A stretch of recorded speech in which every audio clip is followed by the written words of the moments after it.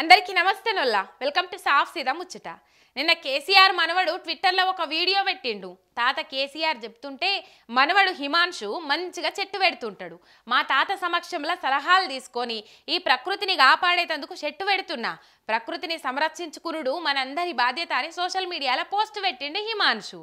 అయితే సోషల్ మీడియాలో కేటీఆర్ కొడుకు కేసీఆర్ సార్ మనవడు హిమాంశు పెట్టిన వీడియో చూసి కాంగ్రెస్ వాళ్ళకు కడుపుల కుత ఉడుకుతుండొచ్చు.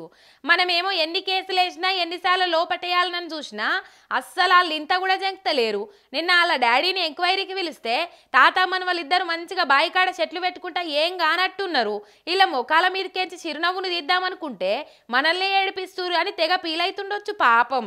బీఆర్ఎస్ లీడర్లను ఎట్లా జైల్లోకి పంపిద్దామా, ఎట్లా నెగలకుండా చేద్దామా అని సీఎం సారేమో నిద్రపోకుండా నిత్తమయ్యే ఆలోచనలు చేస్తుంటే కేసీఆర్ సారేమో మన్వంతోటి మంచిగా బాయికాడ పని చేసుకుంటాండు. అటు రామన్ ఏమో నవ్వుకుంటా ప్రెస్ మీట్లు కొట్టి టుంగులేస్తుండు. ఇక ఎన్ని చేసినా అన్ని మనకే రివర్స్ అవుతున్నాయి ఏందిరా అని సలసల మసులుతుండొచ్చు కాంగ్రెస్ వాళ్ళు అని కామెంట్లు చేస్తుండ్రు సోషల్ మీడియాలో ఈ వీడియో చూసిన నెట్ అన్నలు.